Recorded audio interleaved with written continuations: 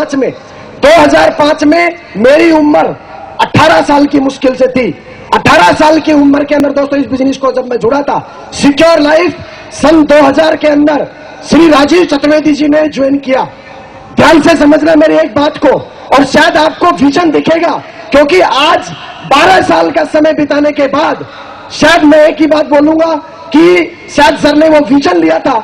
आज इतने बड़े बड़े फंक्शन जहां पूरे हिंदुस्तान के अंदर सिक्योर लाइफ का नाम है, इसका एक ही रीजन है कि सर ने एक विजन के साथ में बहुत बड़ा डिसीजन लिया था कि आज हो सकता है। क्योंकि आप मुझे बताओ, आज से 12 साल पहले जब चतुर्वेदी साहब ने डिसीजन लिया होगा तो 2 ही लोगों से स्टार्टिंग की होगी कि नहीं की होगी?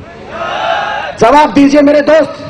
आज आप यहां बैठे, पिछले 6 घंटे से बहुत सारे दूर दूर से, पूना से, आपके केरला से लोग दूर दूर से 4-4 दिनों का सफर तय करके यहाँ आए हुए। मैं कुछ जानना चाहता हूं आप लोगों से।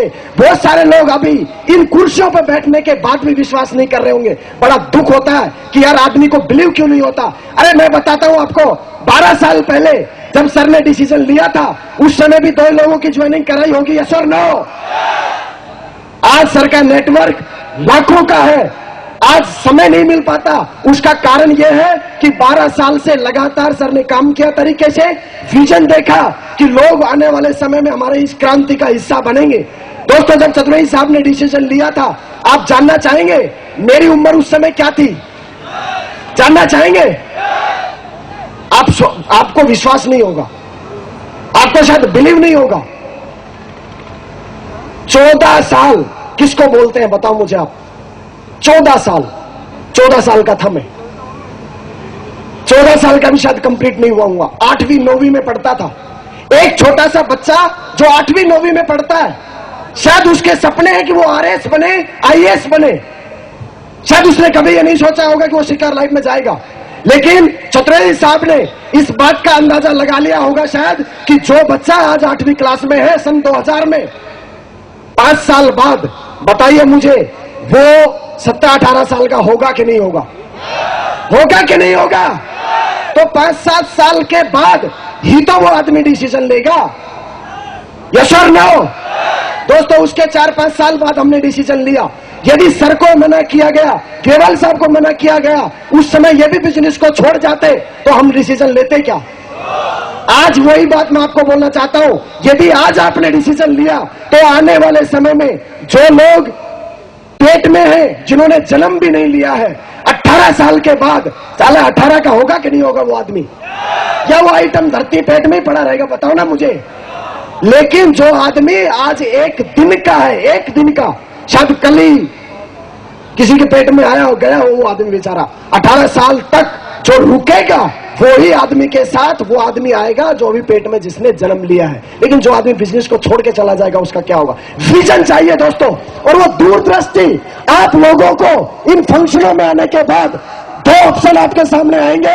आपको एक ऑप्शन ये है कि आप ये डिसाइड करें कि वो बहुत बढ़िया काम है, डिसीजन लूंगा, आगे जाऊंगा। दूसरा, आपके लिए ये इतनी बड़ी चीजें जो दिख रही है ना, ये शायद आपकी सोच से परे है, विश्वास आसानी से नहीं होगा। लेकिन 6 फरवरी 2006, ध्यान से सुनो मेरी बात को, 6 फरवरी 2006 मेरे पिता मजदूर, 10,000 रुपए महीना कमाने का सपना, 4,000 लोगों की टीम, बड़े बड़े लोग आ रहे थे।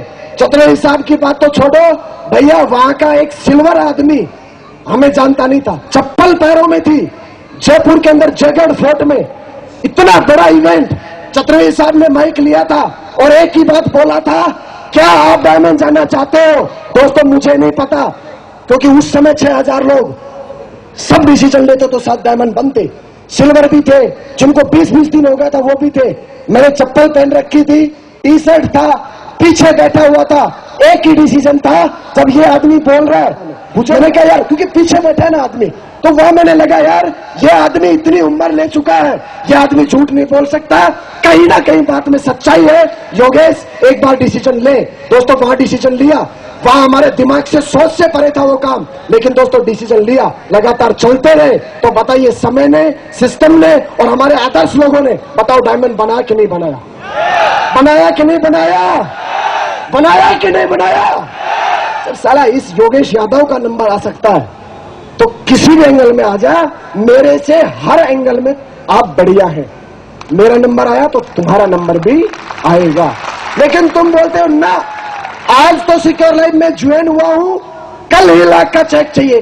अरे भाई सीखना तो पड़ेगा ना काम को, बिना सीखे कैसे चल जाएगा।